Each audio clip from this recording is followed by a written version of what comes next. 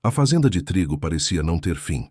Fileiras douradas até onde o olho alcançava, balançando sob o vento seco, e, bem no meio daquele mar de espigas, uma casa isolada de paredes claras e telhado baixo, tão fora do caminho que Ana, 21 anos, cansada de andar com os 4 irmãos, quase achou que era miragem.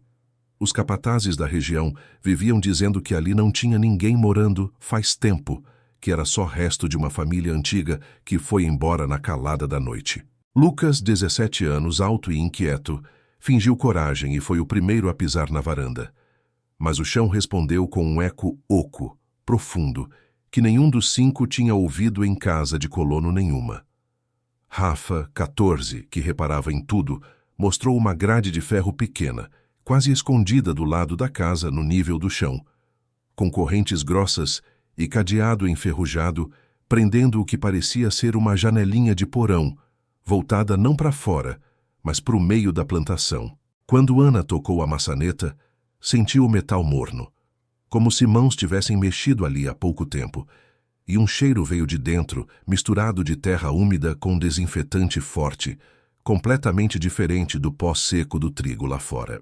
A casa podia até parecer vazia por cima, mas o barulho oco no piso, a grade trancada no nível do chão e uma marca escura de mão, na parte interna da porta, apontando para baixo, deixavam claro.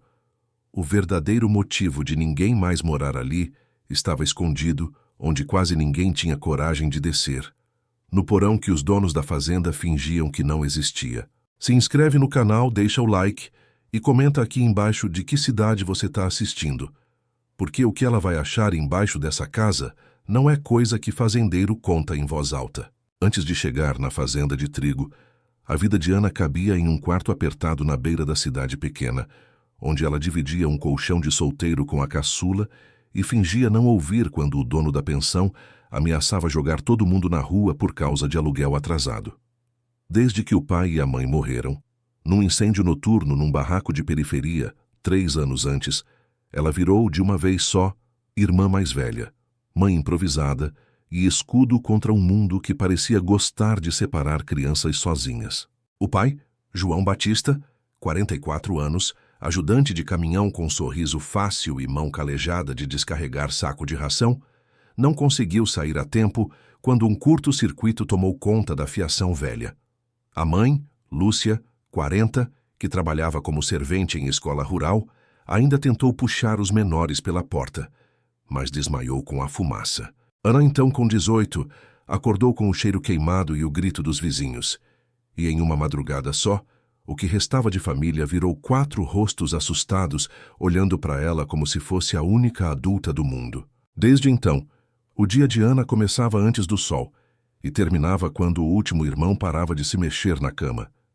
Fazia faxina em casa de gente mais rica da cidade, lavava roupa para os outros, ajudava num restaurante de beira de estrada, em troca de comida que ia para o prato dos menores.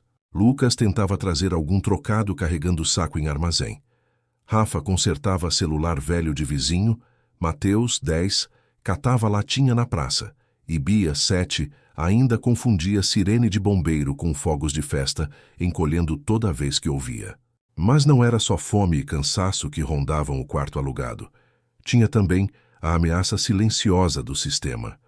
A assistente social já tinha passado 2 vezes, anotando tudo em prancheta, perguntando por que as crianças não estavam em serviço de acolhimento institucional, deixando claro pelas entrelinhas que bastava um tropeço a mais, uma denúncia de vizinho, um sumiço na escola, um vacilo no aluguel, para separar os 4 e espalhar cada um num canto.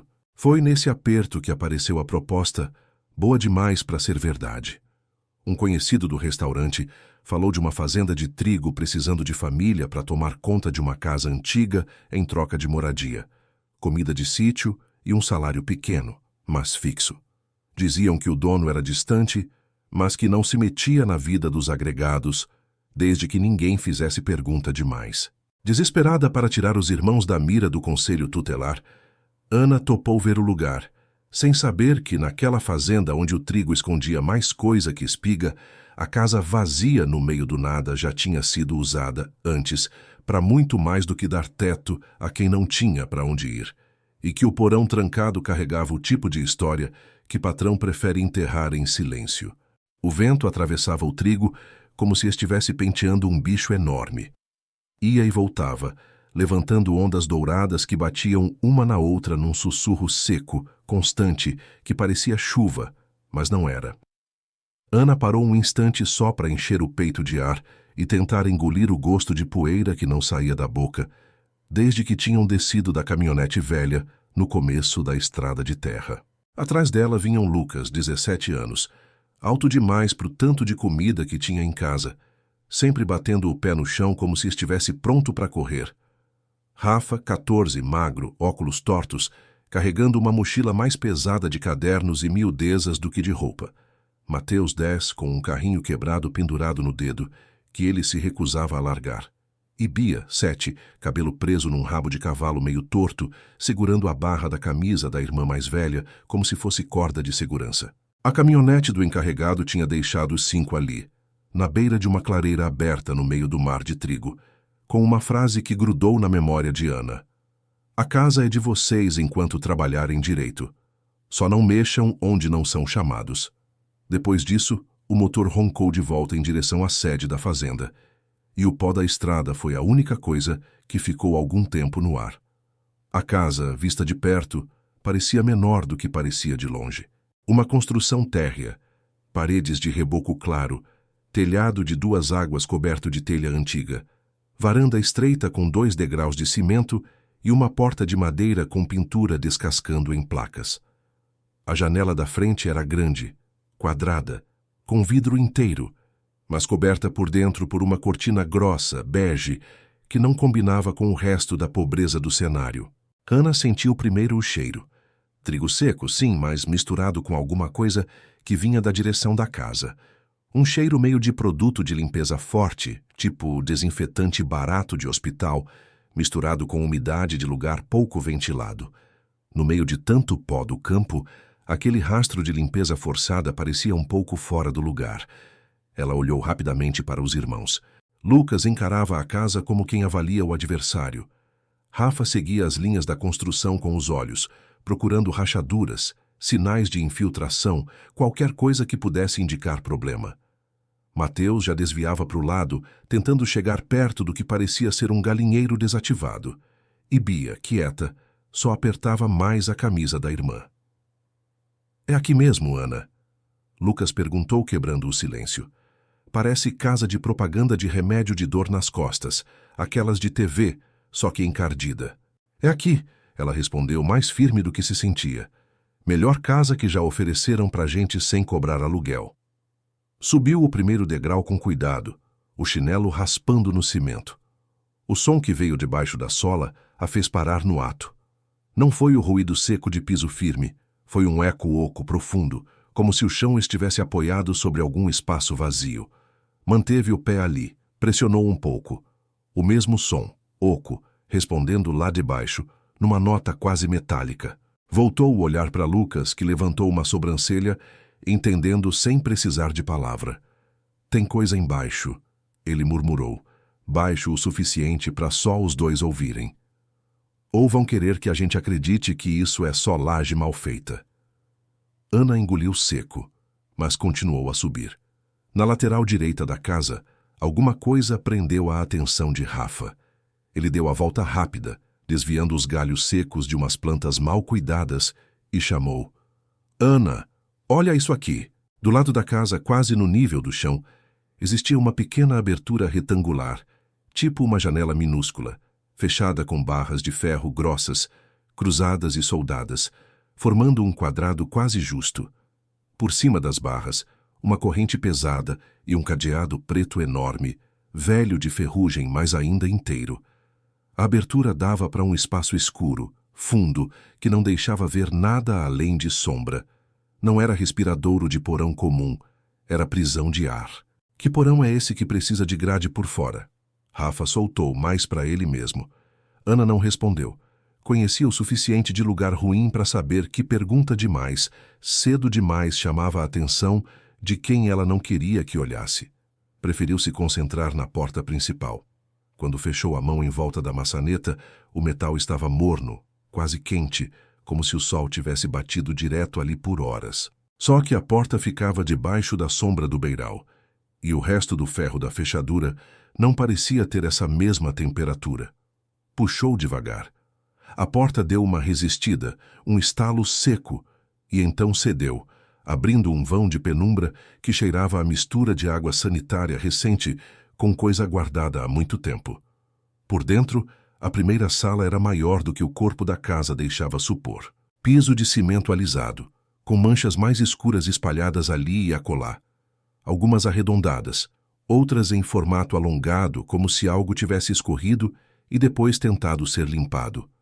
As paredes eram brancas, ou tinham sido um dia, mas traziam marcas de mão, arranhões. Alguns retângulos mais claros indicando onde quadros antigos um dia penduraram. Um sofá de tecido puído encostava na parede da direita, com a espuma aparecendo em alguns rasgos. Uma mesa de madeira pesada ocupava o centro, com 4 cadeiras de palhinha, 2 boas, 2 com o assento afundado.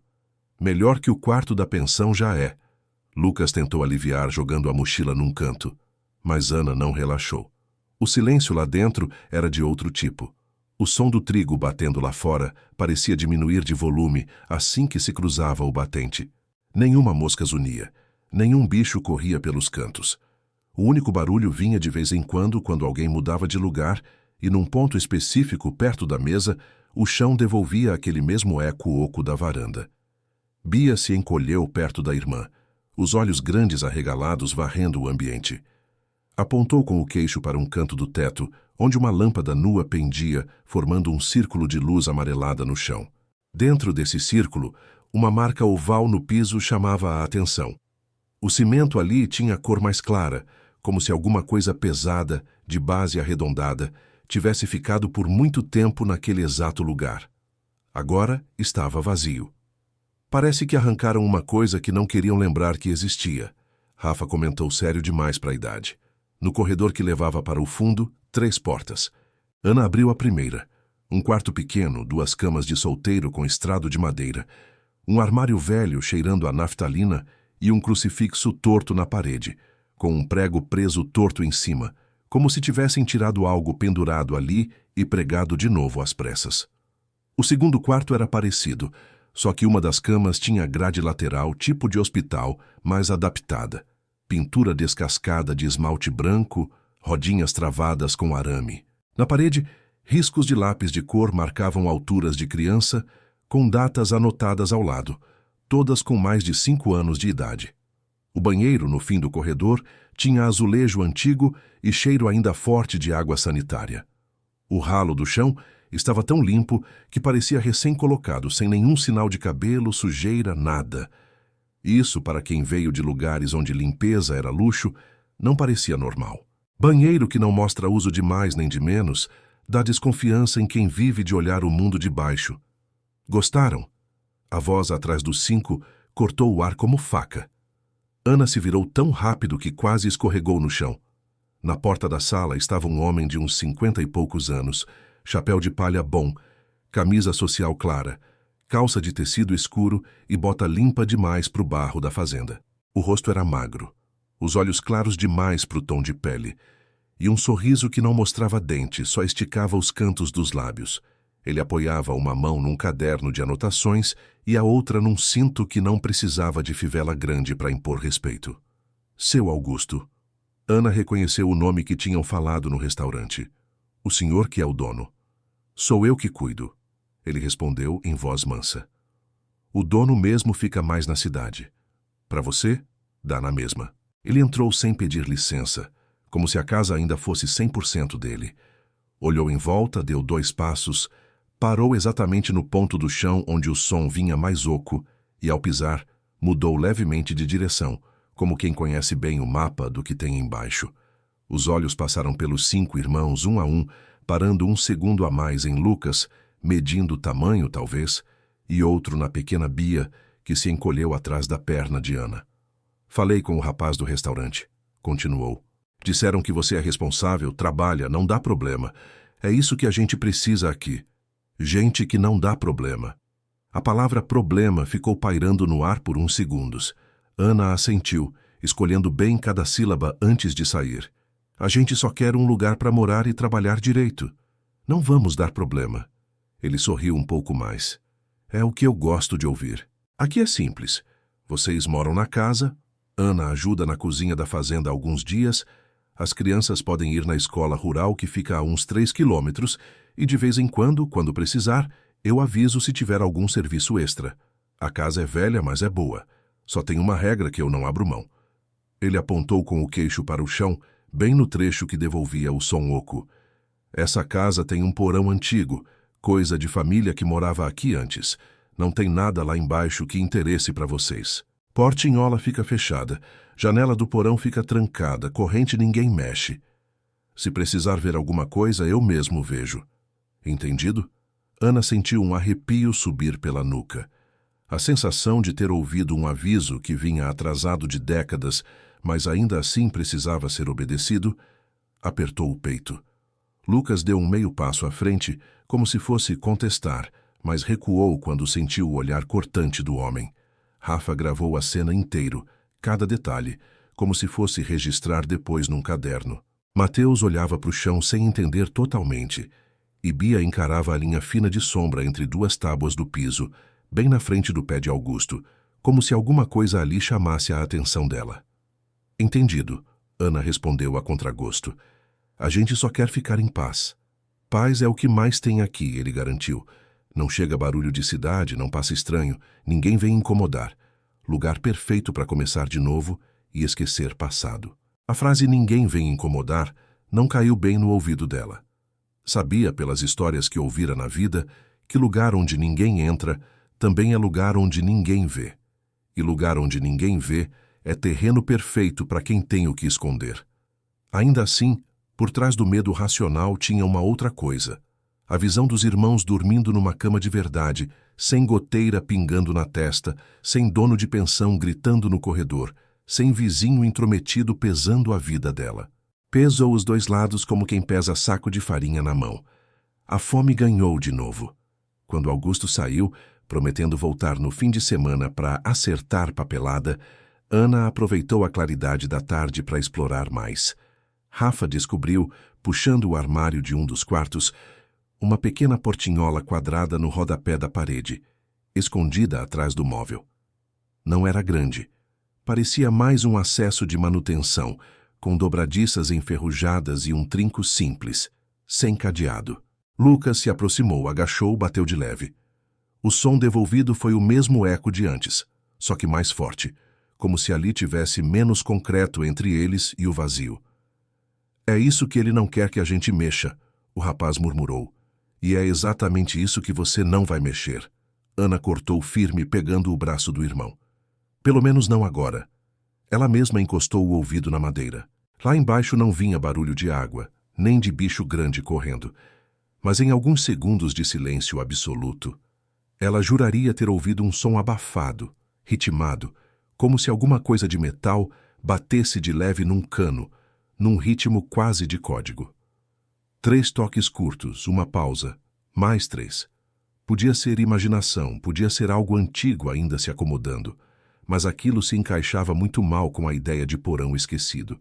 À noite, quando o sol já tinha se escondido atrás da homogeneidade do campo e o céu puxava para roxo escuro, Ana improvisou o primeiro jantar com o que trazia e o que tinham deixado na cozinha. Arroz, feijão grosso, um pedaço de carne mais nervosa, mas carne, ainda assim. Ver os irmãos comendo em volta de uma mesa mesmo torta, no meio de um silêncio que não era quebrado por briga de vizinho, de certo jeito doeu e confortou ao mesmo tempo. A cada colherada, um pedaço de culpa descia junto. Sabia que estava trocando vigilância da cidade por invisibilidade no campo. Quando foram arrumar lugar para dormir, optou por deixar todo mundo nos 2 quartos da frente, longe do trecho mais oco da sala. Bia pediu para dormir na cama com grade, dizendo que gostava da sensação de cercadinho, como se fosse menos fácil alguém levar ela dali. Ana cedeu, mesmo com o estômago embrulhando ao ver a cama antiga de paciente reaproveitada na casa de família. Lucas ficou na outra cama do mesmo quarto. Rafa e Mateus dividiram o outro. Ela própria arrastou um colchão fino para perto da porta, como se o próprio corpo fosse travar a entrada indesejada. O trigo lá fora continuava seu sussurro. De vez em quando, um trator distante mandava um ronco abafado. Nada do barulho constante da cidade, nada de sirene, nada de moto barulhenta. O problema é que, em lugar assim, o que sobra é pensamento. E pensamento, quando encosta em porão trancado, não sabe parar quieto. Lá pela metade da noite, Ana acordou com a sensação física de que alguém tinha passado o dedo no meio da testa dela. Abriu os olhos num pulo. A casa estava escura, só um fiapo de luz da lua atravessando a cortina mal fechada. O silêncio era tão grande que dava para ouvir a respiração de cada irmão em cômodos diferentes. Por alguns segundos achou que tinha sido sonho, até que o barulho veio de novo. 3 batidinhas secas, metálicas, embaixo de onde ela sabia que ficava a portinhola escondida. 3 toques, pausa, mais 3. Não era rato, não era cano soltando. Era padrão. Ela quis levantar, mas as pernas pesaram. Ficou ouvindo, tentando convencer o próprio cérebro de que não era nada, que era só casa velha se acomodando. Depois de um tempo, o som parou. O trigo continuou. O coração também. Mas uma certeza tinha cravado raiz. Aquela casa, no meio de um campo que não acabava nunca, não estava só vazia de gente. Tinha sido esvaziada de propósito, por quem precisava guardar alguma coisa bem longe dos olhos de todo mundo. De preferência, embaixo dos pés de quem mais precisava de teto. E tinha menos condições de fazer pergunta. E gostando ou não, ela e os 4 tinham acabado de se mudar justamente para cima desse segredo. Nos primeiros dias, a rotina veio como um tapa na cara e, de certo modo, ajudou Ana a não pensar demais no barulho oco embaixo da casa. Acordava antes do sol tingir o trigo de laranja, acendia o fogareiro, esquentava café ralo e requentava o resto do arroz com um pouco de ovo mexido, tentando fazer render o suficiente para os 4. Depois via Lucas e Rafa saírem na frente, acompanhando o trator que levava os peões para o talhão do dia. Mateus ir atrás arrastando o carrinho quebrado, prometendo não chegar perto de máquina nenhuma, e Bia se aprontar para a escola rural, onde um ônibus amarelo da prefeitura passava uma vez de manhã e outra no fim da tarde. Ela mesma pegava a estrada de terra a pé, um pano amarrado na cabeça para segurar o cabelo e a poeira até a sede da fazenda, onde a casa grande do patrão ficava. Não era mansão de novela, mas era outra vida. Varanda larga com piso de cerâmica brilhando, janela de madeira bem tratada, carro novo na sombra do galpão. Na cozinha, Ana se dividia entre descascar caixas de legumes, lavar pilhas de prato e, às vezes, ajudar a cozinheira, Dona Celina, uma mulher de 50 e tantos anos, baixa, de braços fortes e olhar que via mais do que dizia. "É você que foi para casa do meio do trigo?" Celina perguntou no segundo dia, enquanto cortava cebola numa velocidade que deixava Ana tonta. "Sim, senhora, com meus irmãos", Ana respondeu, tentando não tossir com o cheiro forte.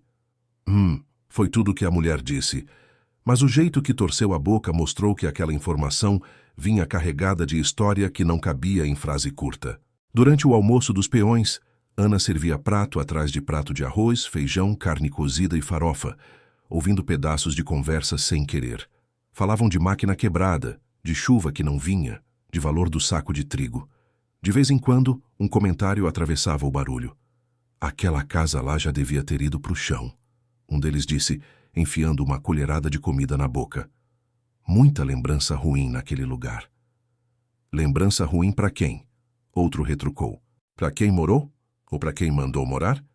O comentário morreu em risada nervosa, e logo mudaram de assunto. Mas Ana guardou cada palavra como quem guarda moeda. No fim do expediente, enquanto recolhia panelas, ouviu, pela porta entreaberta da cozinha, seu Augusto conversando em tom baixo com o patrão. Um homem que raramente aparecia, sempre de camisa clara passada e relógio caro. "É aquela menina com os 4 irmãos", dizia o gerente. "Do jeito que estão apertando lá na cidade, acham que isso aqui é paraíso. Não vão sair." "Ótimo", respondeu o patrão, sem tirar os olhos do celular. "Enquanto tiver gente precisando mais da gente do que a gente deles, esse lugar continua funcionando." A frase ficou ecoando na cabeça de Ana o caminho inteiro de volta. enquanto tiver gente precisando mais da gente do que a gente deles. Era isso que ela era ali, alguém que precisava demais. E quem precisa demais tende a aceitar regra torta sem questionar. Mas era exatamente esse tipo de consciência que o pai dela vivia repetindo que não podia perder, mesmo no sufoco. À noite, quando todos já tinham tomado banho no banheiro de azulejo limpo demais, jantado e se enfiado em cobertores finos, Ana pegou o caderno de capa dura que achara na mochila de Rafa, o caderno que ele salvou do incêndio, com metade das folhas queimadas nas bordas, e começou a anotar coisas. Nomes, horários, frases soltas, impressões. Misturava lista de coisas a comprar com pedaços de diálogo. Porão antigo, corrente ninguém mexe, lembrança ruim naquele lugar, ninguém vem incomodar. Não sabia bem por quê, mas sentia que registrar ajudava a não deixar o medo se espalhar sem forma. Na terceira noite, o barulho debaixo da casa voltou, e mais forte. 3 batidas, pausa, mais 3, pausa, 3 de novo. Não era constante, não era alto demais, mas era claro, definido, como alguém batendo metal em metal. Ana levantou devagar, tentando não acordar Bia, que dormia no colchão ao lado. Saiu na ponta dos pés até o corredor. A portinhola atrás do armário ainda estava escondida, mas agora parecia exalar um frio diferente do resto da casa, um frio sem vento, que vinha do cimento e subia pela sola do pé. Lucas, que dormia leve, já estava de pé, encostado na parede com os braços cruzados, o cabelo bagunçado caindo sobre a testa. "Você tá ouvindo também, né?" Ele murmurou sem tirar os olhos do chão. "Tô..." Ana respondeu. "É gente." Ele soltou, seco. Ela ia dizer que não, que era cano, madeira, mas não conseguiu mentir para o rosto do irmão. O som, agora que prestava atenção, tinha um intervalo que lembrava respiração contida. 3 batidas, pausa longa, como se alguém estivesse reagrupando coragem, e depois mais 3. "Se for gente, é gente que quiseram que a gente não visse." Rafa apareceu atrás deles, com o óculos torto e a expressão alerte A. "E se não for, é coisa que patrão acha que vale tanto quanto gente ou mais." Ana olhou para os dois e sentiu um medo misturado com orgulho. Os irmãos não eram mais crianças sem noção. Entendiam que na vida deles quase nunca existia meio termo entre coisa e pessoa quando o assunto era o que ficava escondido. "A gente não vai abrir isso agora," ela sentenciou baixinho. "Se tem alguém aí embaixo, não jogaram lá ontem. E se é coisa, tá lá faz tempo também. Por enquanto, a única coisa que a gente tem é esse teto e esse emprego. Eu não vou perder tudo por curiosidade." Lucas quis discutir, mas engoliu a resposta quando ela encarou firme. No entanto, mesmo sem abrir, decidiram fazer um teste que não colocasse a casa abaixo. Rafa pegou um copinho de plástico na cozinha, encheu com água da torneira e deixou encostado bem ali, ao lado da portinhola, no chão. "Se tiver tremendo de verdade quando bater, não é só coisa da nossa cabeça," ele explicou. "Se for só madeira, a água quase não mexe." Na manhã seguinte, quando foram ver, a água no copo tinha uma linha de respingo mais alta de um lado, como se tivesse balançado mais forte num sentido do que no outro. Não era prova científica de nada, mas no mundo deles, onde prova geralmente vinha sempre contra e nunca a favor, aquele detalhe foi suficiente para acender um alerta diferente. Na escola, Bia começou a trazer pistas de outro tipo. Sentada na carteirinha miúda, ela prestava atenção em mais coisa do que a professora imaginava. Um dia voltou contando que uma colega comentou em voz baixa que a casa do meio do trigo era onde a tia dela tinha ficado um tempo quando o juiz falou que a mãe não dava conta. Disseram que era lugar de acolhimento, provisório, até organizar em papel, mas a menina lembrava de luz forte demais, de cheiro de remédio, de uma cama com grade de ferro. Quando contou isso em casa, apontou direto para o quarto onde dormia. "É igualzinho aqui, Ana," ela disse, segurando no ferro da cama com um misto de medo e familiaridade, mesmo nunca tendo ido a abrigo nenhum. "Só que a professora falou que agora não usam mais desse jeito. Agora não usam mais desse jeito." A frase circulava pela cabeça de Ana como pássaro preso. A vida tinha ensinado que agora é palavra fraca em boca de quem manda. Muda governo, muda nome de programa social. Mas lá embaixo, onde as coisas realmente acontecem, a lógica costuma ser a mesma: tirar de vista para não ter que resolver. Alguns dias depois, numa tarde em que a colheita estava parada por causa de chuva prometida que não vinha, Ana teve uma folga maior e resolveu ir à pequena mercearia que ficava mais perto da estrada principal da fazenda. Precisava comprar sabão, vela e papel.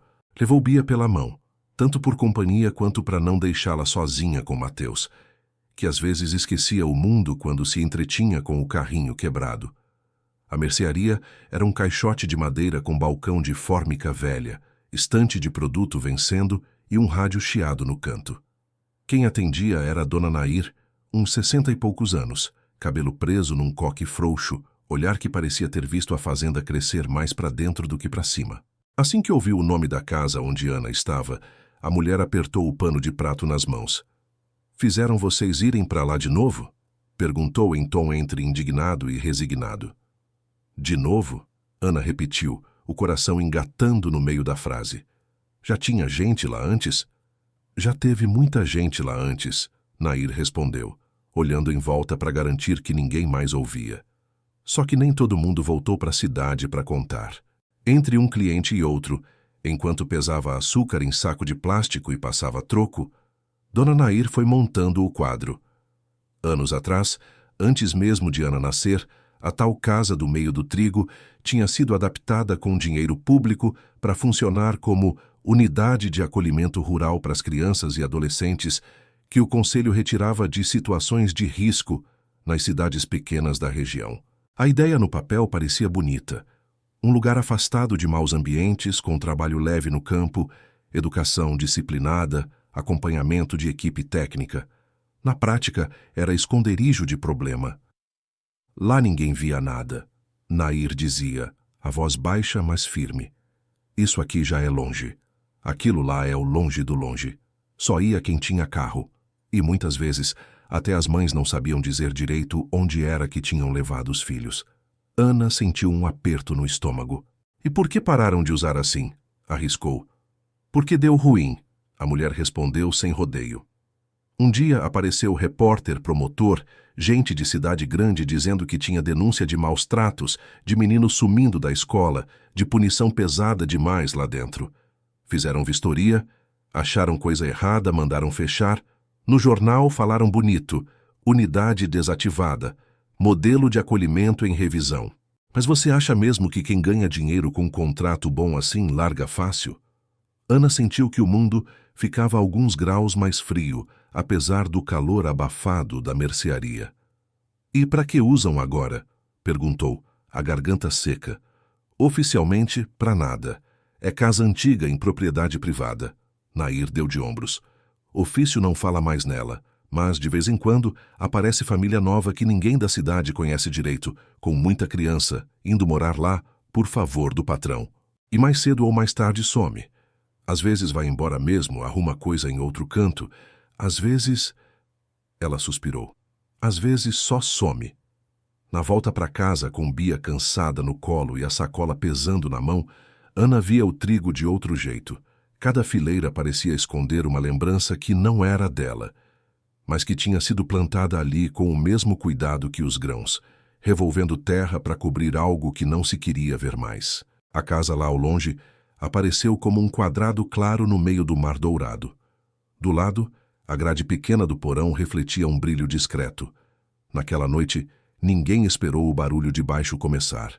Assim que escureceu, Lucas fechou todas as janelas, Rafa puxou o armário só o suficiente para ver o contorno da portinhola.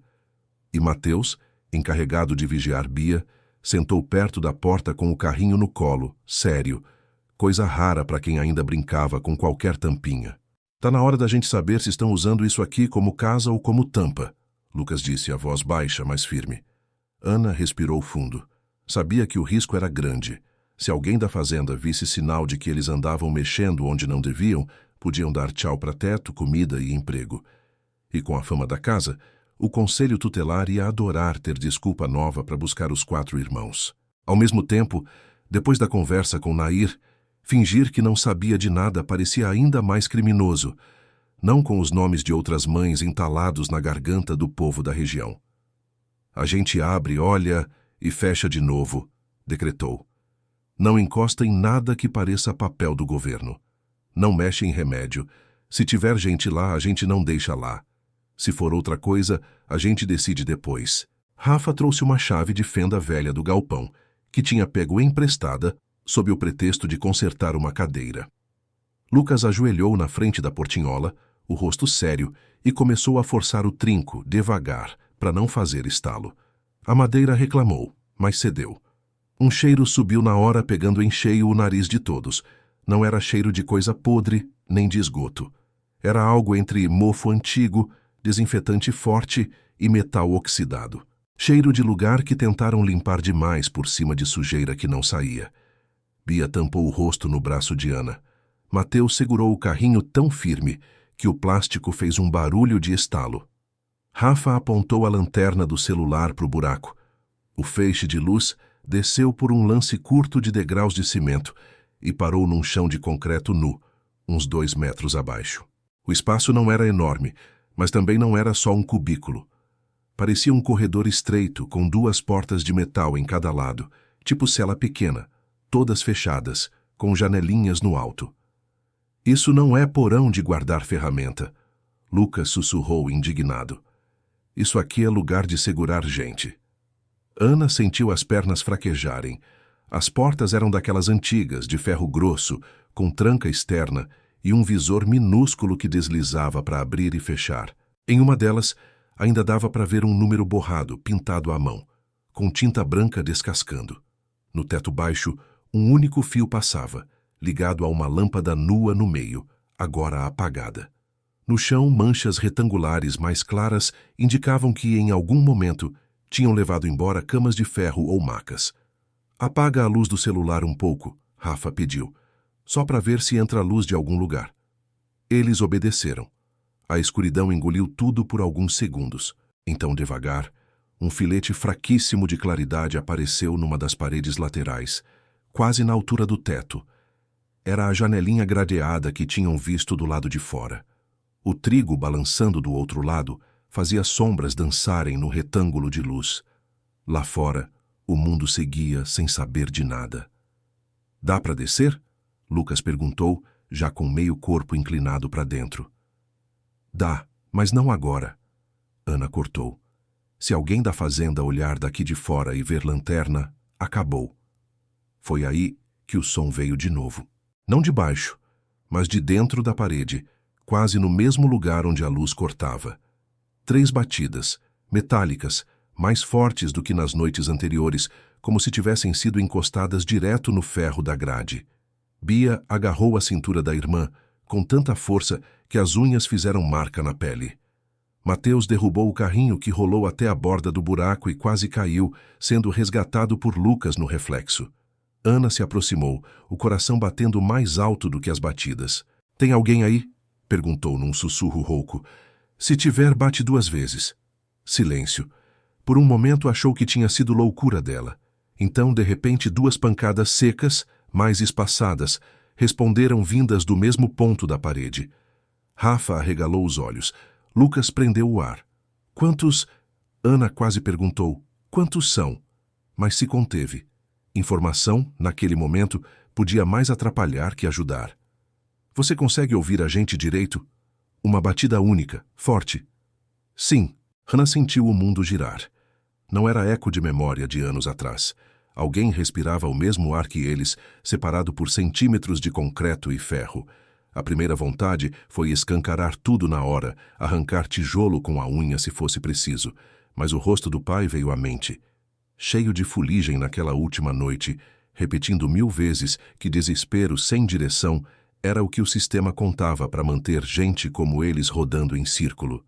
Ela respirou fundo, engoliu o choro que ameaçava subir. — A gente vai te tirar daí, disse tentando controlar o tom. Mas precisa ser do jeito certo. Se eu abrir agora, quem te colocou aí vem atrás da gente também. Aguenta mais um pouco. Do outro lado, silêncio. Depois, 3 batidas, mais suaves. Não dava para saber se era concordância ou frustração, mas era a resposta. Fecharam a portinhola com cuidado, empurraram o armário de volta para o lugar como se não tivessem visto nada. Aquela noite, ninguém dormiu em paz. Cada um no seu canto encarava o teto ou a parede, pensando em caminhos possíveis. Denunciar para quem? Para o mesmo conselho que mandava a criança para acolhimento rural sem mostrar o endereço direito? Para o mesmo Ministério Público que, quando aparecia, era atrás de caso grande o suficiente para render manchete, não para mais uma família pobre com história complicada? Ana voltou a falar com Dona Nair na primeira oportunidade, dessa vez sem rodeio. Contou que tinha visto o porão, que tinha ouvido batida, que não dava mais para fingir que a casa era só casa antiga. A merceeira ficou branca. Eu suspeitava que usavam de vez em quando, mas não tinha certeza. Ela confessou. O povo comenta de sumiço, mas ninguém entra ali desde a tal vistoria. Pelo menos era o que falavam. Alguém entrou. Ana rebateu firme.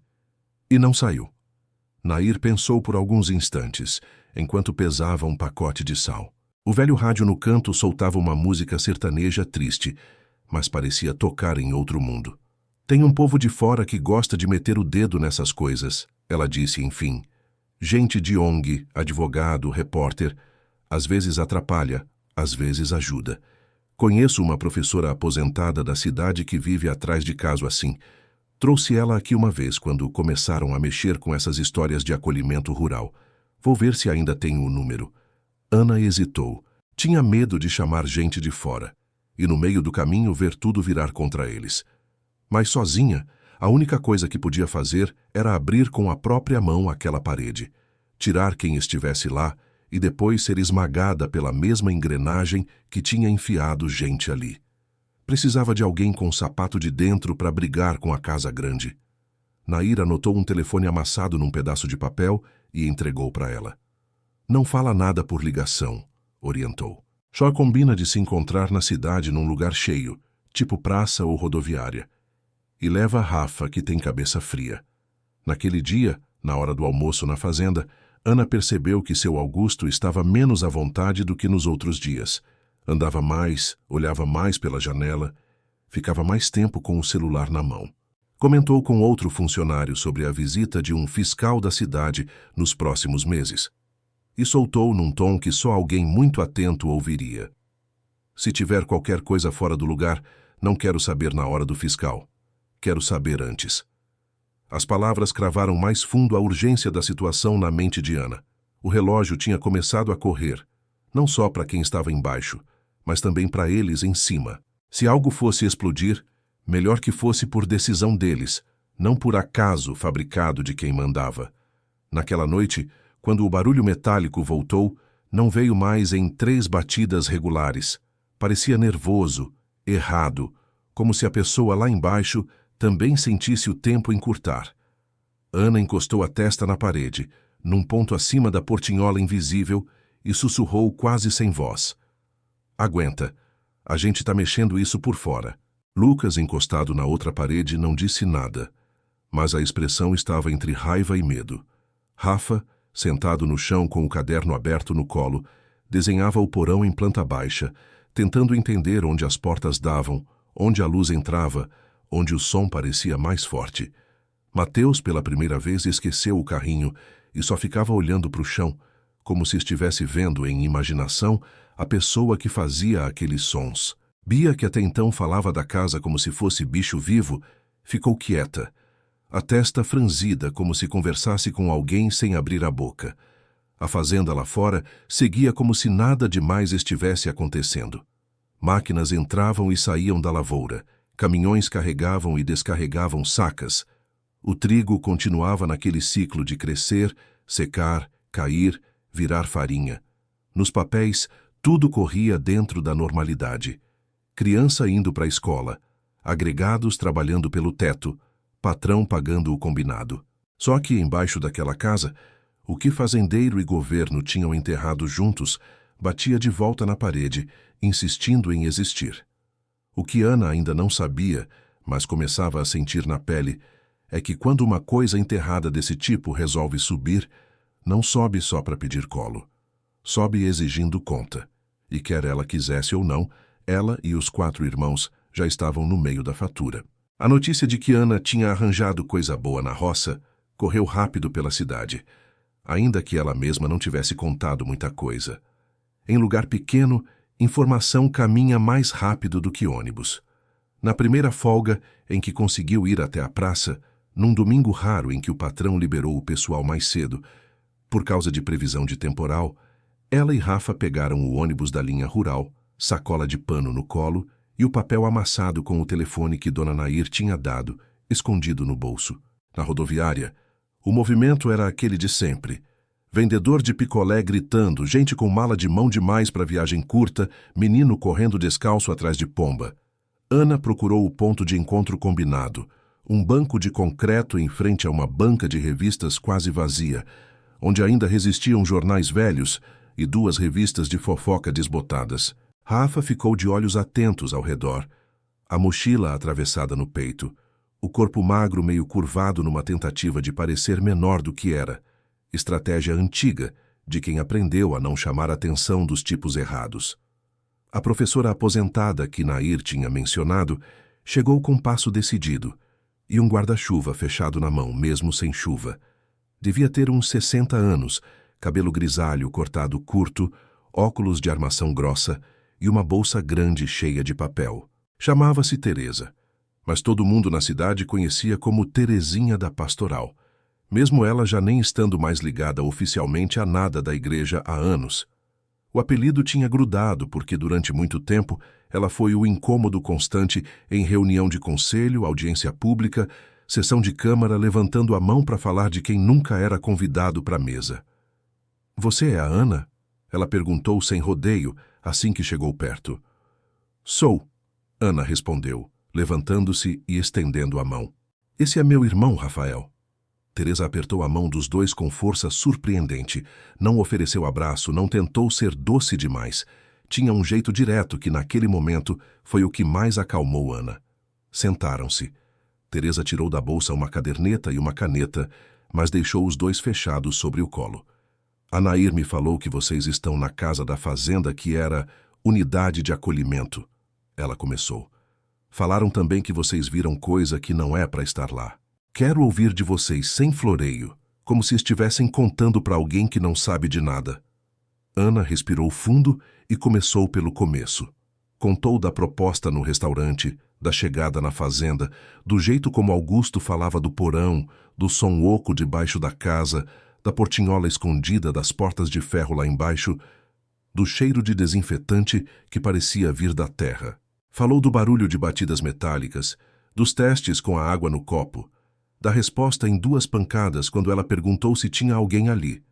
Rafa completou com detalhes que a irmã nem tinha percebido que tinha guardado. Posição das portas, número borrado pintado numa delas, ângulo da luz entrando pela janelinha gradeada. Teresa ouviu tudo sem interromper, o rosto sério, o olhar indo e voltando entre os dois. Quando terminaram, ficou uns segundos em silêncio, como quem encaixa as peças de um quebra-cabeça que já vinha tentando montar há anos. "Eu sabia que eles tinham transformado aquela casa em acolhimento", ela disse por fim. "Estava nos projetos, nos relatórios, nas fotos de inauguração. Depois sumiu dos papéis, mas nunca some de verdade só porque deixam de escrever. O que eu não tinha era alguém de dentro, morando ali de novo, para dizer o que virou. Agora eu tenho." Ana sentiu o coração disparar. "A senhora acredita na gente, então?" "Menina, eu já vi coisa demais para não acreditar em quem tem tudo a perder e nada a ganhar inventando história desse tipo", Teresa respondeu. "Quem mente em caso assim, normalmente é quem tá com a caneta na mão, não quem tá com conta de luz atrasada." Rafa soltou um meio sorriso nervoso. "E o que dá para fazer?" ele perguntou. "Porque se a gente tentar tirar a pessoa lá de baixo da marra, vão dizer que a gente invadiu propriedade, que tá mexendo no que não é nosso. E aí o conselho vai adorar ter desculpa para mandar vocês pro tal acolhimento em outro lugar", completou Teresa sem adoçar. "Eu sei." Ela abriu finalmente a caderneta, anotou a data, o nome dos dois, o apelido da casa, o nome de Augusto, o pouco que sabiam sobre o patrão. Em seguida, explicou o que podia e o que não podia ser feito.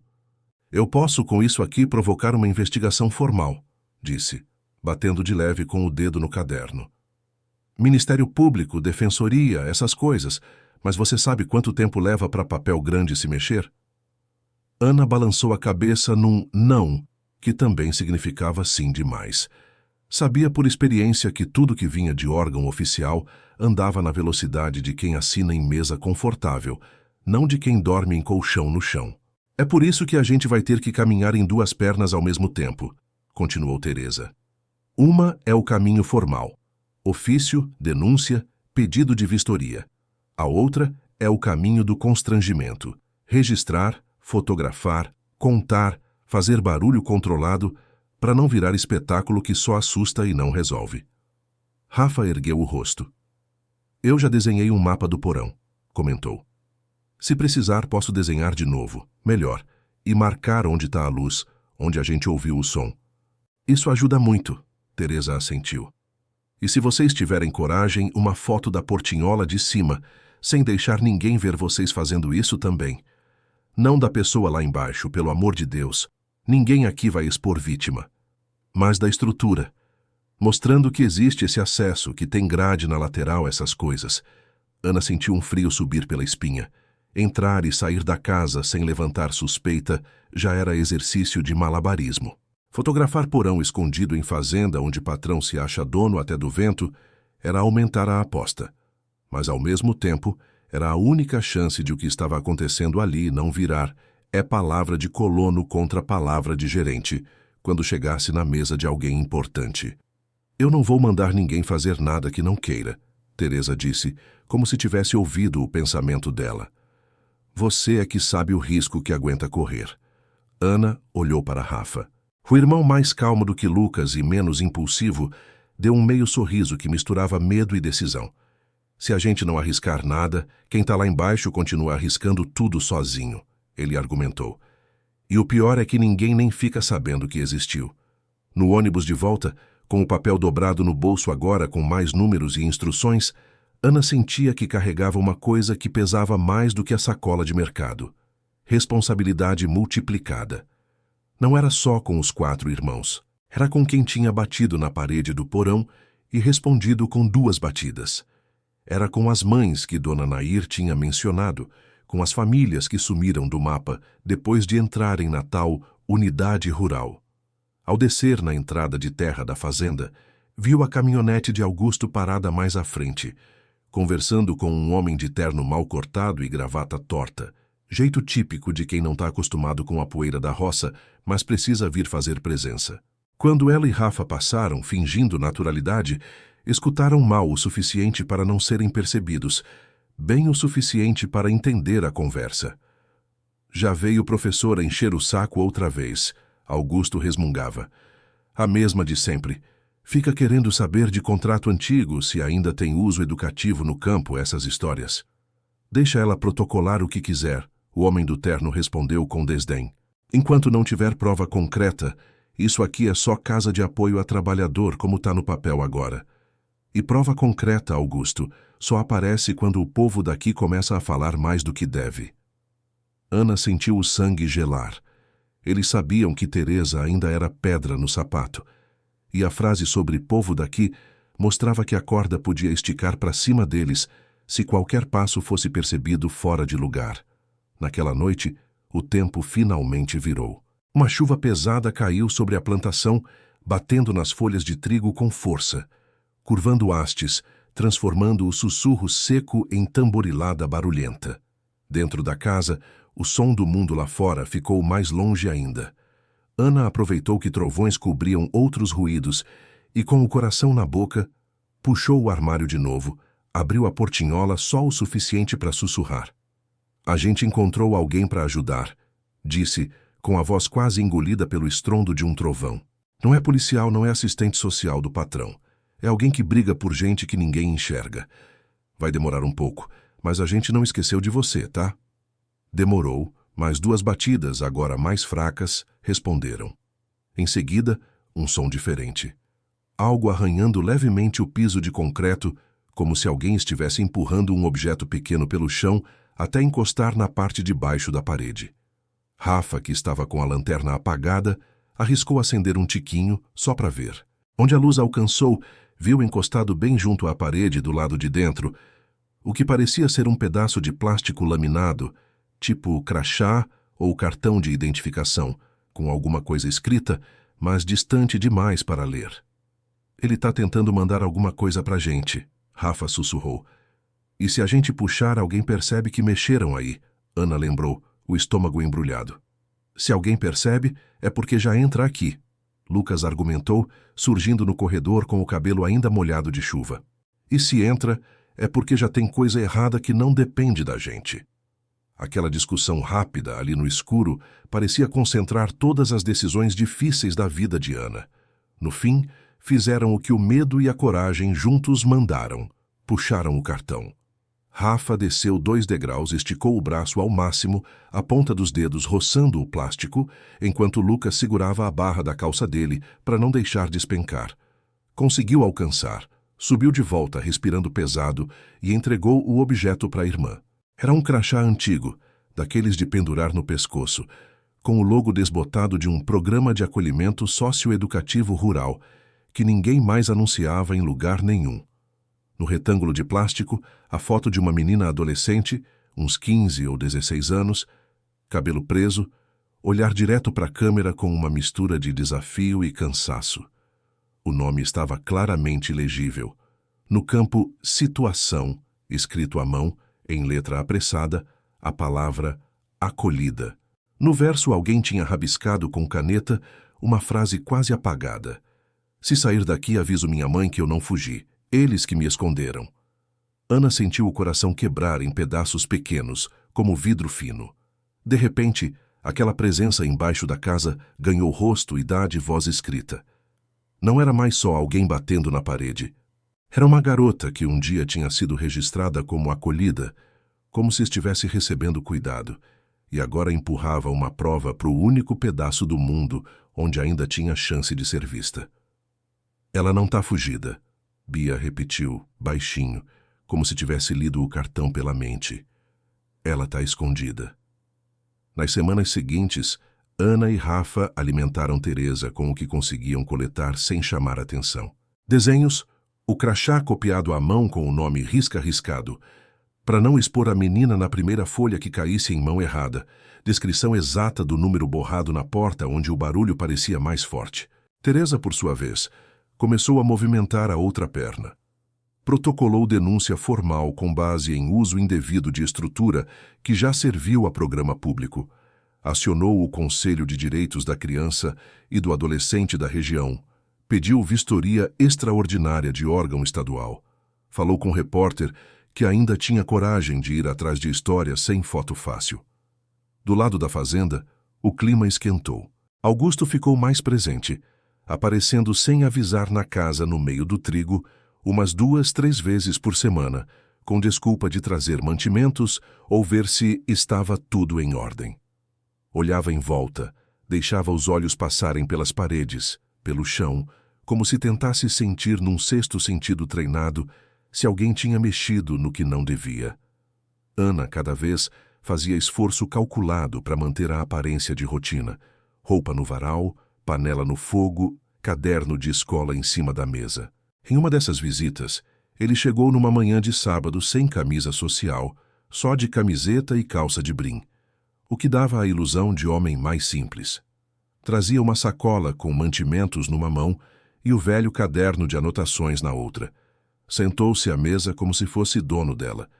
"Tão se adaptando bem?" perguntou depois de olhar para os irmãos que brincavam no quintal, tomando cuidado para não se afastar demais da varanda. "Tá tudo certo", Ana respondeu. "A gente agradece por esse lugar." Pois é." Ele continuou como se isso fosse gancho para outro assunto. "Lugar bom assim, longe de confusão da cidade, é coisa rara. O povo lá embaixo vive reclamando, mas se soubesse o que tem de criança largada na rua, bêbado, droga, iam era agradecer por programa que tira menor de ambiente ruim." Ana sentiu os dedos formigarem. "Programa tipo esse antigo, da casa?" Arriscou devagar. Ele a encarou por um segundo, medindo até que ponto valia a pena dizer qualquer coisa. "Isso aí é passado", respondeu seco. "A gente acolhia algumas famílias, algumas crianças, ajudava a corrigir caminho, dava comida, cama. Mas tudo que é bom, nego atrapalha. Apareceu gente de papel na mão, quiseram ensinar a gente a trabalhar, inventaram história. Aí fechou.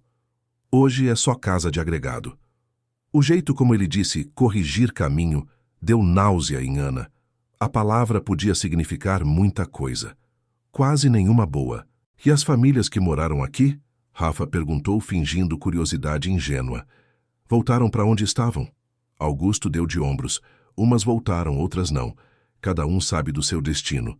Eu só sei que a fazenda fez a parte dela. Ana quis enfiar o crachá antigo na cara dele e perguntar se aquilo era destino também, mas se segurou. Ainda não eram eles que mandavam no momento de mostrar cartas. Era o tipo de jogo em que baixar carta forte na hora errada fazia o adversário virar a mesa. Quando ele foi embora, olhou uma última vez para casa, mas desta vez não parou no piso oco. Os olhos subiram para o telhado, para o crucifixo torto no quarto, para o varal com roupa de criança. Era como se estivesse memorizando uma cena que podia precisar reconstituir sem testemunha. Naquela noite, enquanto o vento voltava a pentear o trigo e a casa respirava aquele silêncio carregado, Ana teve a certeza de que o tempo da espera estava acabando. Ou alguém de fora chegava logo com um papel grande na mão, ou a fazenda ia tratar de resolver o problema dela do jeito que sabia, isolando, apagando, mudando o nome da coisa. E naquele ponto, o risco de quem estava em cima começava a se igualar ao de quem estava embaixo. A diferença, por enquanto, era que Ana e os irmãos ainda podiam se mexer, falar, ligar, encontrar professoras em rodoviária. A garota do crachá, não. E era por causa dessa diferença que ela sabia, sem sombra de dúvida, que o próximo passo não podia ser recuar. Se o que estava debaixo puxava quem estava em cima, talvez fosse justamente porque, depois de tanto tempo, tinha finalmente encontrado alguém disposto a deixar o mundo ver o que a fazenda fazia, de verdade, debaixo da terra. O dia em que tudo estourou, começou como qualquer outro na fazenda. Sol subindo pesado, cheiro de terra quente subindo junto, máquinas rugindo ao longe como se mastigassem o chão. A diferença estava no peso do ar dentro da casa do meio do trigo. Ana acordou antes do despertador com a sensação de que alguém a observava, mas quando abriu os olhos, só viu o contorno conhecido do teto manchado, a sombra da janela, o vulto de Bia encolhida ao lado. Mesmo assim, o corpo dela já sabia. Alguma coisa tinha saído do lugar, ainda que fosse só por dentro.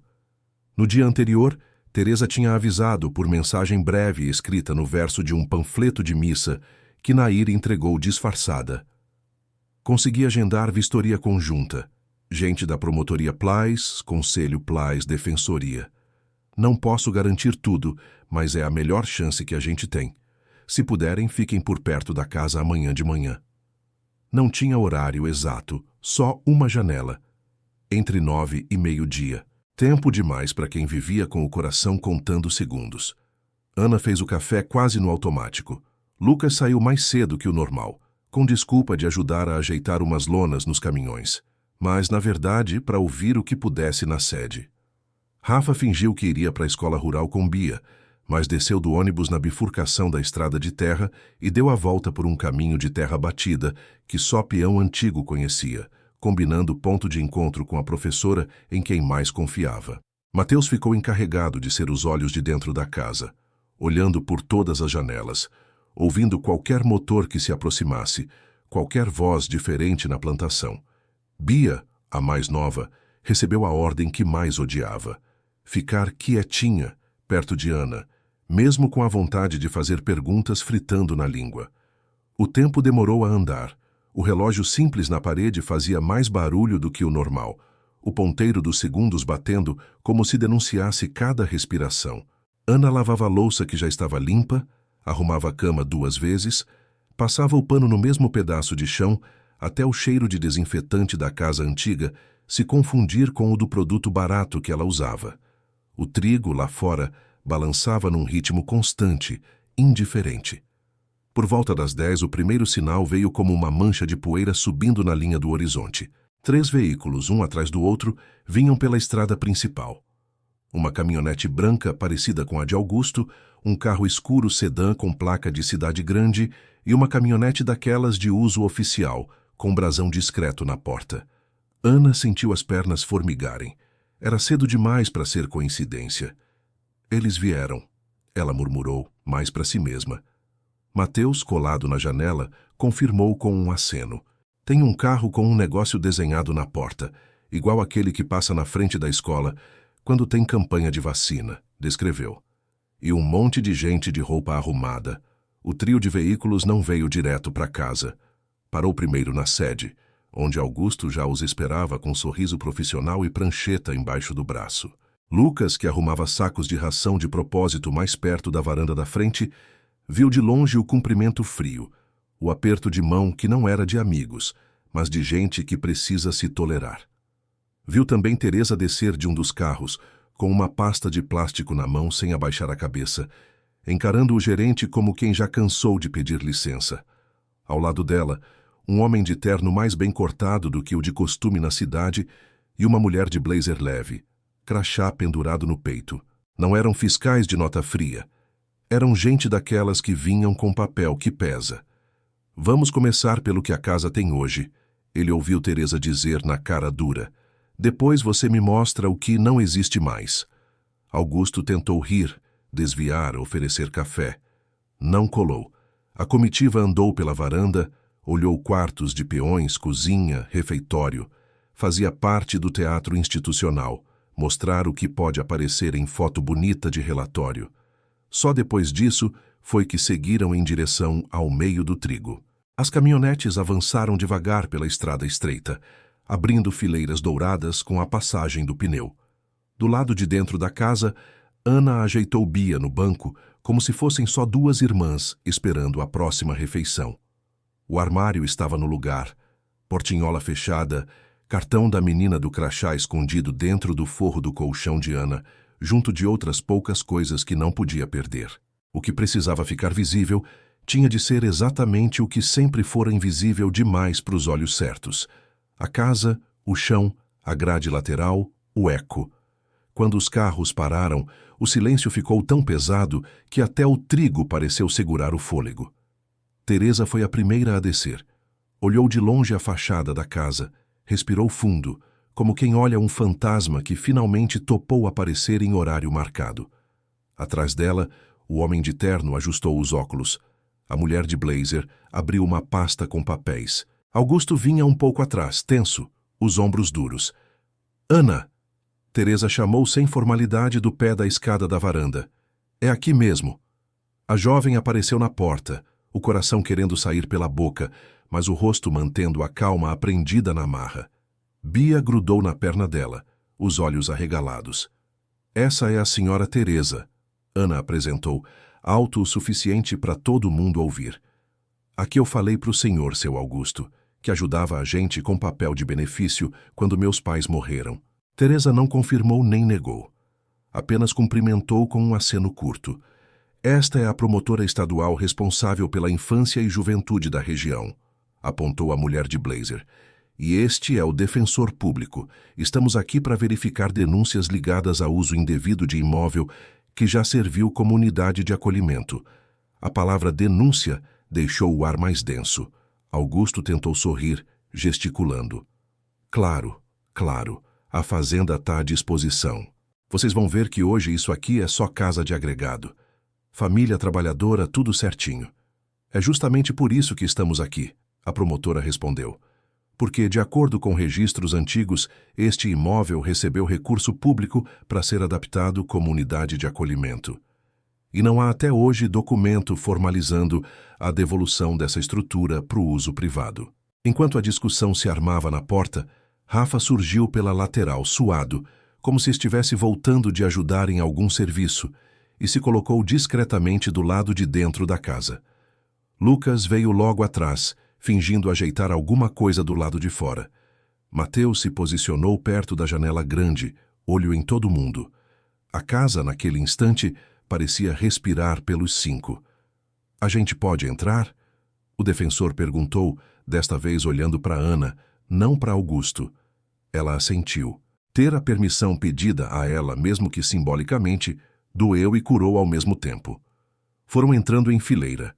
Teresa, promotora, defensor, Augusto e mais um funcionário do conselho com clipboard. Olharam a sala, as marcas no chão, os quartos, o banheiro. Tudo como sempre esteve. Augusto ia narrando uma história simples.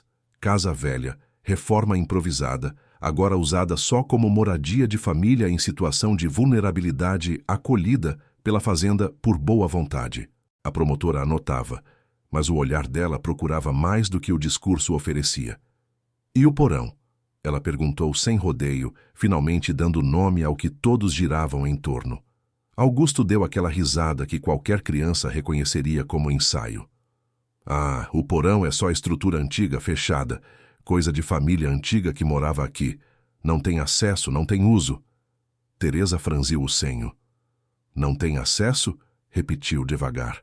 Engraçado, porque a gente tem relatos bem detalhados de quem viu portinhola interna, grade externa e até ouviu barulho vindo lá de baixo. Os olhos de Augusto passearam rápido demais pelo rosto de Ana, de Rafa, de Lucas. Em outro contexto, já seria o suficiente para colocar qualquer um deles em risco imediato. Mas naquele momento, tinha gente de fora demais para ele agir como estava acostumado. Ana, a promotora chamou com voz firme, mas não agressiva. Você autoriza que a gente olhe a casa toda, inclusive o que o administrador chama de estrutura antiga. Por um segundo, Ana sentiu a vida inteira passar em flash na cabeça. O quarto na pensão, a assistente social anotando ameaça velada de acolhimento, o fogo levando os pais, a caminhonete trazendo os irmãos para a casa do meio do trigo, as batidas no porão. Se dissesse não, protegeria a curto prazo o teto sobre a cabeça deles, mas deixaria lá embaixo alguém que já tinha avisado de todas as formas que podia, que estava vivo. Se dissesse sim, abria guerra com uma gente que não pensava duas vezes antes de mandar sumir quem atrapalhava demais. Autorizo, ela respondeu com a voz mais firme do que se sentia. A casa é onde a gente mora, mas o que tem debaixo dela não foi a gente que colocou. Se alguém tem que explicar, não sou eu. Teresa a olhou com um respeito que não precisava de palavra. Augusto tentou uma última manobra. Olha, promotora, eu só acho perigoso, soltou. Estrutura velha, pode desabar, pode machucar alguém. Nem eu desço lá faz anos. A senhora tem equipe de engenharia para vistoria estrutural? O defensor perguntou à promotora. Tenho, e de qualquer forma, ninguém aqui está sugerindo meter marreta sem laudo, ela retrucou. Mas acesso existe, e o mínimo que podemos fazer é olhar. Lucas, sem dizer nada, foi até o quarto, puxou o armário devagar, revelando a portinhola. Não havia mais como negar. A estrutura estava ali, de metal e madeira, com dobradiça, trinco, nada de lenda urbana. O funcionário do conselho anotou alguma coisa depressa demais, suando mais do que o calor justificava. A promotora se abaixou, passou a mão pela borda da madeira, bateu 2 vezes com o nó dos dedos. O som oco devolvido não parecia mais fruto de paranoia. Já abre, ela pediu, olhando para Ana, não para Augusto. O gerente recuou meio passo. Qualquer outro dia teria sido ele a mandar. Agora, com o crachá de fora olhando, a ordem passava por cima. Rafa pegou a chave de fenda, como fizera antes, e soltou o trinco. O mesmo cheiro subiu, denso, misto de mofo com desinfetante e ferro velho. A promotora puxou uma máscara de pano da bolsa, colocou no rosto e acendeu a lanterna do celular. Alguém aqui da fazenda desceu nesse porão nos últimos meses? Ela perguntou de costas. Augusto hesitou. Não oficialmente. A resposta, em vez de protegê-lo, o enfiou mais no buraco. Não oficialmente era admitir que movimento havia, só não em papel. Passo a passo, com cuidado, a promotora desceu os degraus estreitos, seguida pelo defensor. Teresa ficou ao nível da casa, uma mão na parede, outra segurando o guarda-chuva como se fosse bengala de equilíbrio, mas os olhos atentos a cada movimento lá embaixo. Ana ficou no topo da escada, respirando rápido, o coração batendo no ritmo que, por tantas noites, tinha tentado decifrar nas pancadas na parede. Lá embaixo, o feixe de luz varreu o corredor.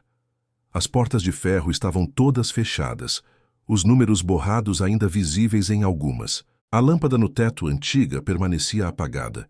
Alguém devia ter cortado a energia do circuito de baixo quando desativaram o programa.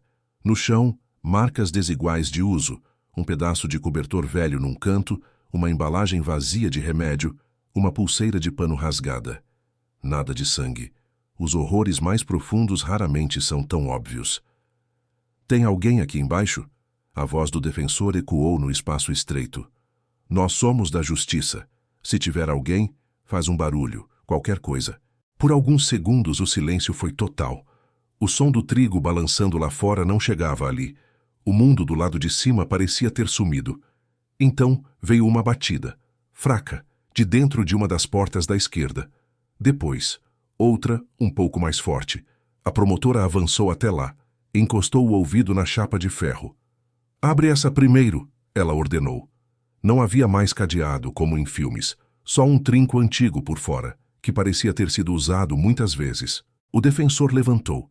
O metal gemeu, a porta se abriu alguns centímetros presa por algo do lado de dentro. Quando empurrou de novo, devagar, a luz entrou. No canto da pequena cela, encolhida num colchão fino demais, estava uma garota quase da idade de Ana. Cabelo cortado de qualquer jeito, olhos claros demais no rosto magro, camiseta larga com logo de prefeitura desbotado, calça de moletom puída. Os tornozelos traziam marcas finas, recentes, como se algo tivesse roçado ali repetidamente. Ela piscou com a claridade súbita, protegendo o rosto com o braço. Na parede atrás dela, escrito em caneta, a frase: "Se um dia abrirem isso, lembra que eu não me perdi. Me deixaram aqui." Ana sabia, antes mesmo de ver o rosto inteiro, que estava olhando para a dona do crachá. Era como se o cartão tivesse subido à superfície em carne. "Meu nome é Renata." A promotora se apresentou, em tom calmo. "Você pode me dizer seu nome?" A voz da menina saiu rouca como se tivesse esquecido o som próprio. Tainá, o nome da foto, o mesmo do crachá que estava escondido no colchão lá em cima. Ana sentiu as pernas tremerem, mas se manteve no lugar. "Quanto tempo você está aqui, Tainá?" O defensor perguntou, mantendo distância respeitosa. Ela deu de ombros, num gesto tão infantil que doeu. "Não sei. Aqui embaixo não tem janela para o céu, só para o trigo. A gente conta dia por barulho de caminhão. Primeiro eram muitos, levando o menino para a escola trazendo comida. Depois foi diminuindo. Agora só escuto um ou dois de vez em quando. Menino, escola, no plural." "Tem mais alguém aqui embaixo?" Teresa perguntou, a voz firme subindo pela escada. Tainá olhou em volta, como se procurasse confirmação nas paredes. "Já teve. Hoje não sei. Tem porta que não abre há muito tempo. Às vezes eu ouvia choro, depois parou. O moço que traz comida não fala nada. Só desce, deixa a bandeja, sobe. Falam que é para eu ficar tranquila, que tô protegida até minha mãe parar de errar." Augusto abriu a boca para se defender, mas a promotora levantou a mão, mandando calar com um gesto simples. A autoridade, ali, tinha mudado de lugar. "Quem é o moço?" Ela continuou focada. "Um que trabalha com o homem do chapéu de palha", Tainá respondeu, indicando com o queixo a direção aproximada de Augusto, sem olhar para ele. "Mas às vezes, ele mesmo vem. Quando precisa ver se eu aprendi a ficar quieta." O silêncio que se seguiu pesou mais do que qualquer grito. Lá em cima, Ana ouviu Bia começar a chorar baixinho, sem entender todas as palavras, mas sentindo o peso delas mesmo assim. Mateus apertou o punho até os nós dos dedos ficarem brancos. Lucas encostou a cabeça na parede, respirando fundo para não fazer o que o corpo mandava. Pular degraus abaixo e partir para cima de quem achou que transformar gente em segredo era um bom negócio. A vistoria continuou, agora com outra energia. Tiraram fotos, da portinhola, do corredor, das portas, da inscrição na parede atrás de Tainá, da grade do lado de fora, da casa por cima. Mediram, anotaram, perguntaram o nome da mãe, da cidade de origem, data da última vez que ela tinha ido à escola. Teresa, com a experiência de quem sabe que sistema adora dizer que não há registro, pediu que Tainá escrevesse o próprio nome num pedaço de papel, para confirmar grafia, letra, traço. Tainá escreveu devagar, a mão tremendo um pouco, mas o resultado era firme. Não tinha esquecido quem era. Tinham tentado fazer o mundo esquecer. Para Augusto, as coisas se desenrolavam como um pesadelo fora de controle. Tentou emplacar a versão de que Tainá estava em acolhimento familiar estendido, que a mãe tinha autorizado a permanência, que era tudo provisório até resolver uns documentos. Mas a cada explicação, o buraco se abria mais. Faltava laudo, faltava ofício, faltava processo, faltava presença de qualquer órgão oficial mínimo na rotina daquela garota. O que sobrava era grade, tranca, silêncio e uma plantação inteira servindo de cortina.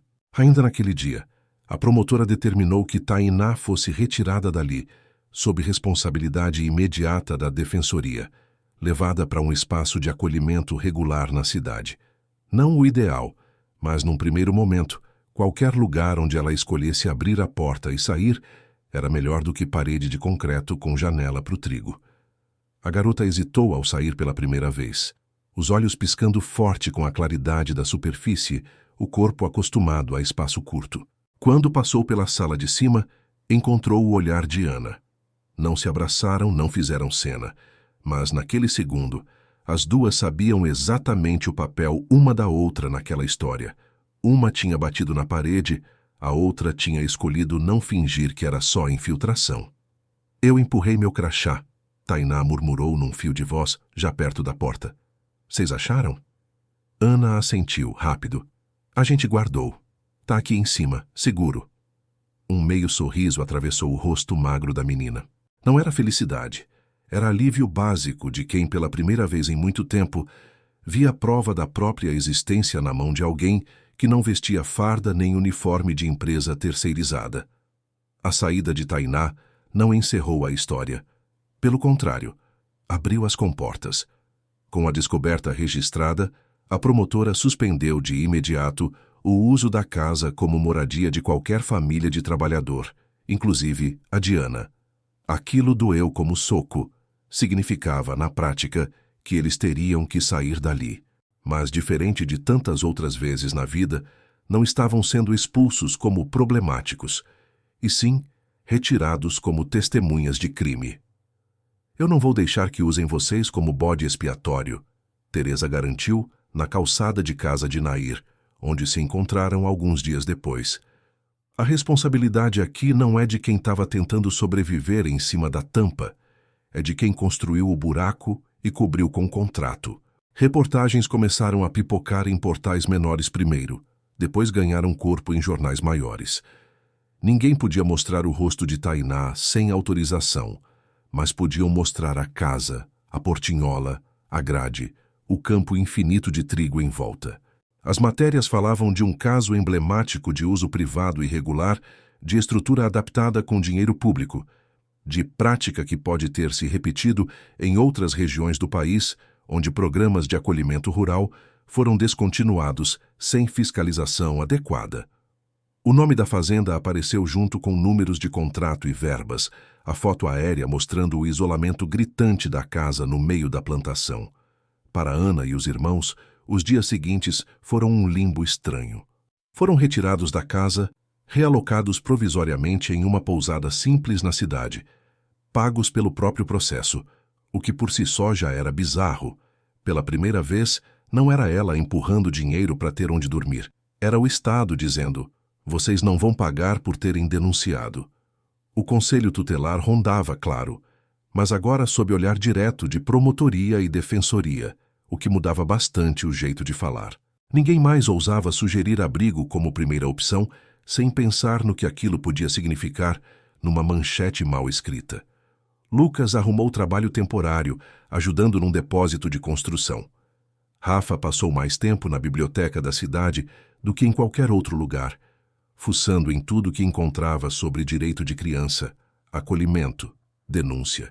Mateus descobriu que dava para brincar de carrinho até na calçada, acompanhando o movimento verdadeiro da rua, e Bia finalmente começou a associar sirene de ambulância a socorro e não a briga, depois de ver uma atendente do SAMU explicando, numa palestra na escola, que aquele barulho era chamado de salvar tempo. A fazenda, claro, não virou vilã de telenovela em um dia. Tinha advogado, tinha influência. Tinha gente poderosa interessada em explicar tudo como falha pontual de gestão local, desvio de conduta individual, exagero de gente militante. Augusto foi afastado oficialmente da função, mas sumiu de vista antes mesmo de qualquer intimação séria chegar, como gente que sabe que a porta do porão nem sempre é a única saída escondida numa propriedade grande.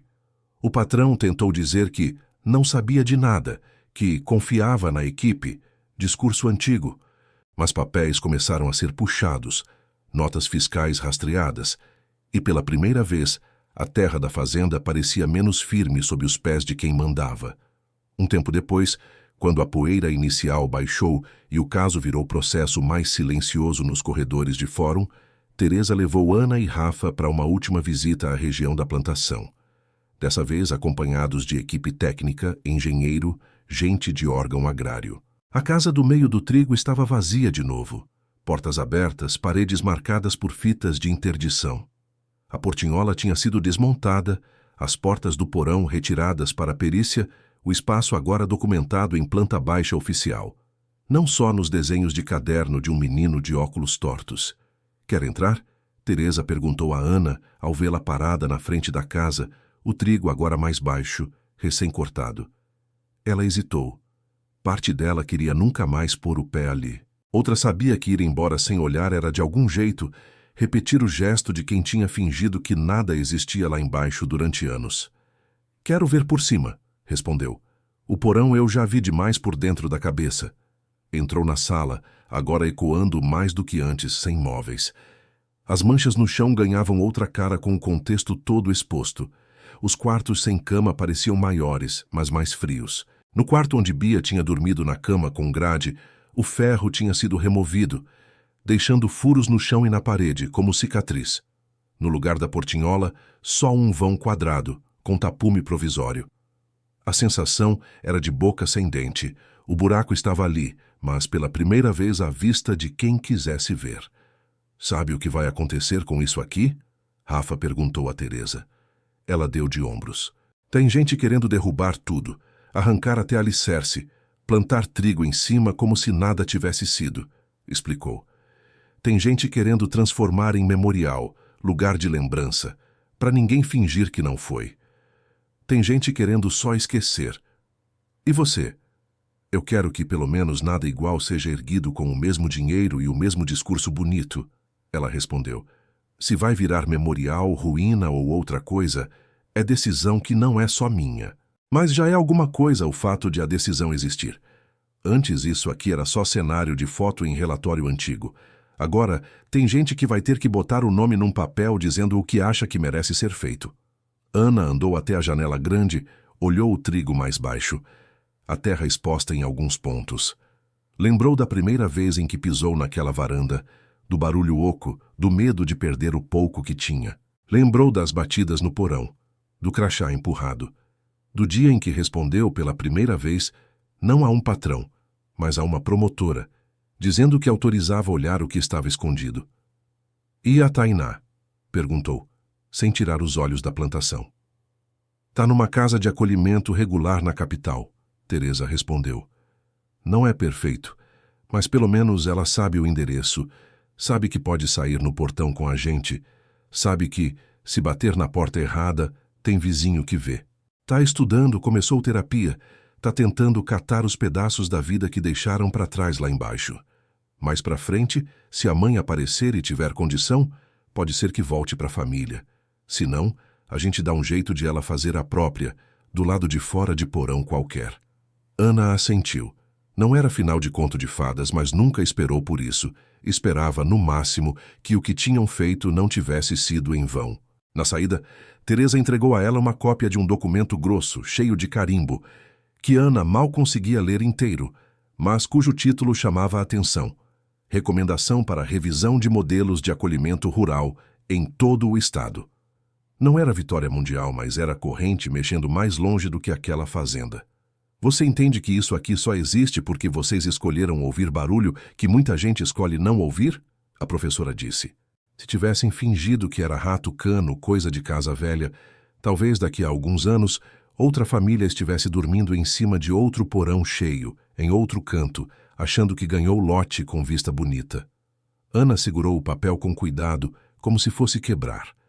Naquele fim de tarde, já de volta à cidade, sentada no degrau da pousada simples onde estavam provisoriamente, ela viu Bia brincar de desenhar casa em pedaço de papelão.